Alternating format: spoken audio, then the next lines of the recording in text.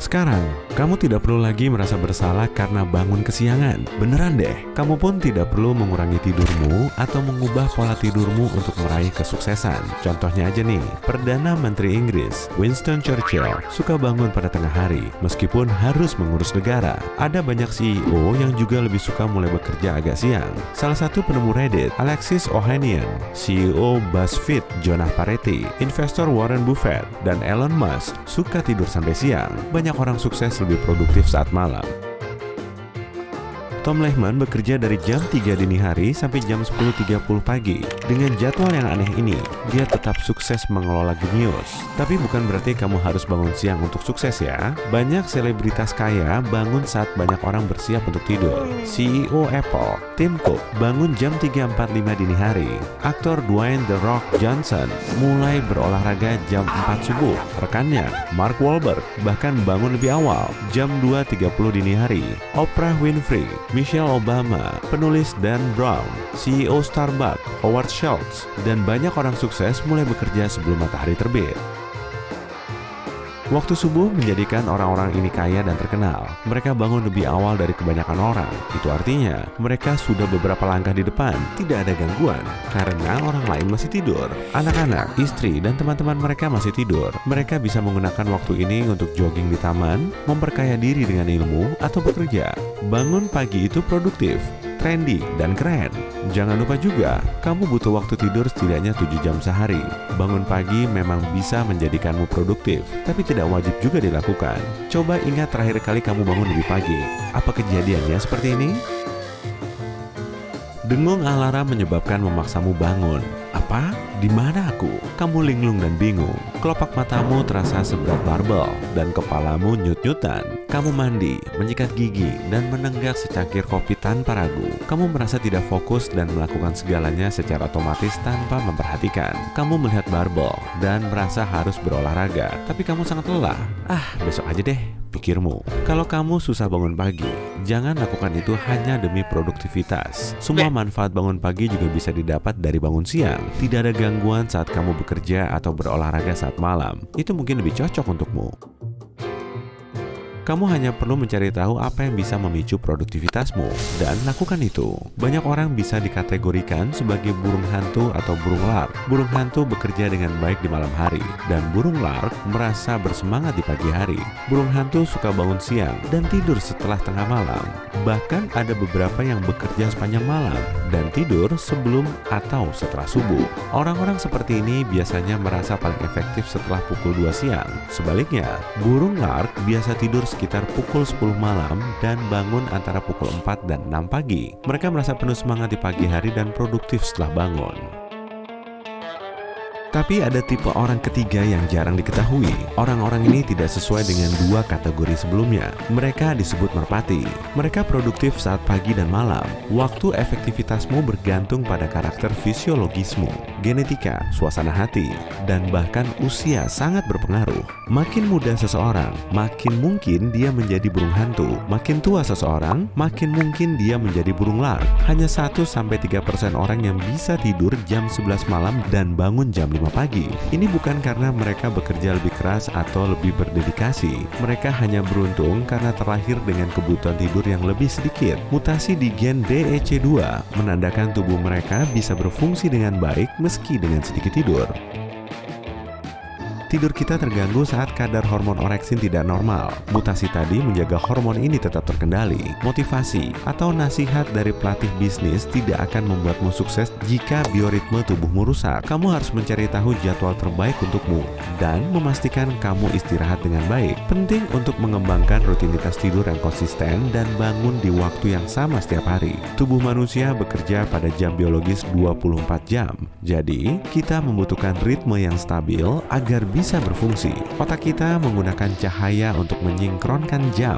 Saat mata kita melihat cahaya di luar, tiap sel hidup di tubuh kita bereaksi.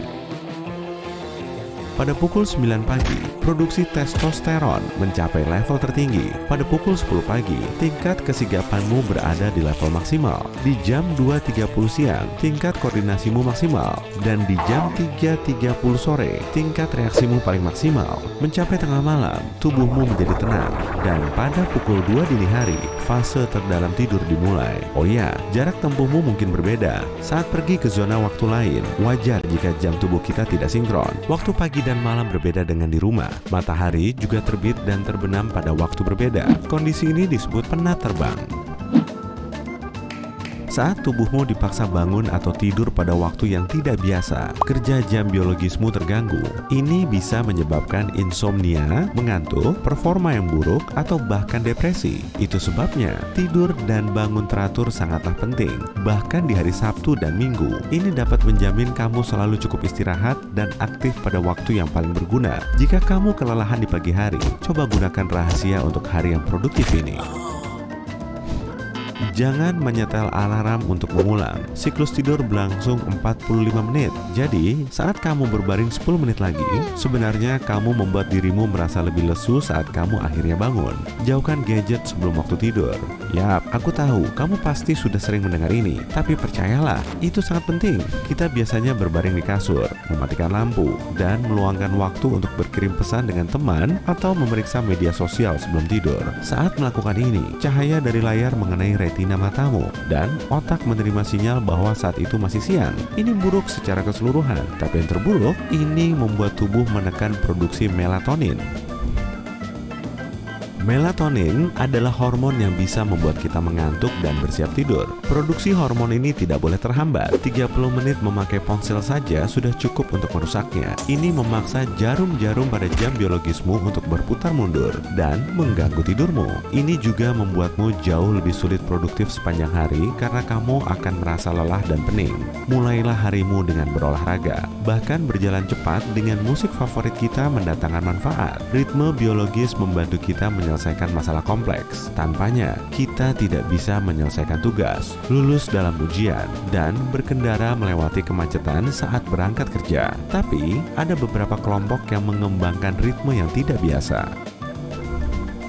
Orang-orang Piraha yang luar biasa tinggal di hutan Amazon. Mereka memiliki salah satu bahasa paling menarik di dunia. Tapi bukan hanya itu, suku ini nyaris tak membutuhkan tidur. Tidur mereka dibagi menjadi dua bagian, siang dan malam. Tiap tidur berlangsung antara 15 menit sampai 2 jam. Ini tidak sebanding dengan tidur 7 sampai 9 jam tanpa gangguan seperti yang dilakukan kebanyakan orang. Orang Piraha percaya tidur membuat seseorang lemah. Jadi, mereka tidur sesedikit mungkin. Pengembangan pola tidur yang janggal ini mungkin dihasilkan dari keharusan menghindari hewan berbahaya di sana. Saat tidur lelap, seseorang mungkin tidak bisa mendengar seekor ular berbisa atau jaguar. Gaya tidur orang Piraha juga telah mencapai negara berkembang. Orang-orang mulai bereksperimen dengan gagasan tidur polifasik. Tidur polifasik dibagi menjadi beberapa interval, berbeda dengan tidur kita biasanya. Misalnya, orang yang menjalankan siklus tidur polifasik mungkin tidur selama 2 jam, lalu bekerja selama 4 jam, kemudian tidur selama 2 jam, dan seterusnya. Gaya tidur seperti ini sangat bermanfaat pada beberapa situasi. Tiap 4 tahun, ada acara yang bernama Vendée Globe, yakni balapan perahu layar keliling dunia. Dimulai di pantai Prancis, perahu melaju sepanjang 35.000 km. Lomba dilakukan dalam kondisi alam yang sulit di belahan bumi selatan. Para peserta harus mematuhi beberapa aturan. Mereka harus menyelesaikan lomba sendirian, tanpa asisten, dan tanpa berhenti. Hasil terbaik dalam sejarah perahu layar ini adalah 74 hari 3 jam 35 menit dan 46 detik. Kamu mungkin penasaran bagaimana para atlet tidur dalam situasi ini. Lagi pula, mereka harus bekerja sendirian dan menjalani balapan tanpa henti. Jawabannya adalah tidur polifasik. Bayangkan kamu mengikuti balapan keliling dunia ini. Gelombang laut yang besar menghempas perahumu seperti bulu. Angin kencang merobek layarmu. Angin dingin menerpa wajahmu. Kamu, pakaianmu, perahumu, semuanya berbau garam dan ganggang. Saat laut tenang sementara, kamu masuk ke palka, berbaring di kasur, dan tidur seketika. Tentu saja, kamu harus melakukan itu. Tak ada yang tahu kapan kamu terpaksa mengoperasikan perahu lagi. Setelah 20 menit, kamu bangun lagi dan melanjutkan balapan. Kamu akan tidur lagi 1 jam dari sekarang, kalau kamu beruntung. Pembalap perahu layar harus melakukan ini, atau balapan mustahil dilakukan. Di beberapa negara, kondisi ini disebut tidur serigala. Saat tidur, serigala mendengar sekelilingnya dan bangun seketika jika perlu membela diri. Para ilmuwan menyadari, makin besar hewan, makin sedikit pula tidurnya. Jerapah tidur selama 1-5 jam sehari. Anehnya, tidur singkat ini lebih sering terganggu. Mereka sering tidur dalam interval beberapa menit.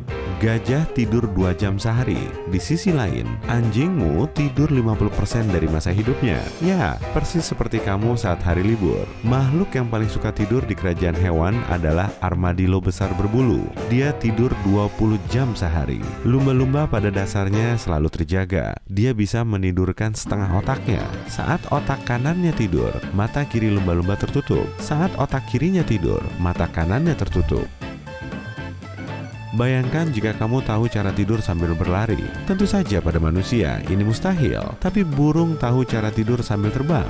Burung cikalang bisa menghabiskan 10 hari di langit. Mereka tidur tidak lebih dari 1 jam sehari. Mereka juga bisa menidurkan salah satu belahan otak. Saat mata kanan tertutup, otak kiri tetap terjaga dan mengatur penerbangan. Terkadang burung itu tertidur pulas dan jatuh seperti batu. Untungnya, mereka biasanya lekas terbangun dan terus terbang sebelum menyentuh tanah. Baguslah.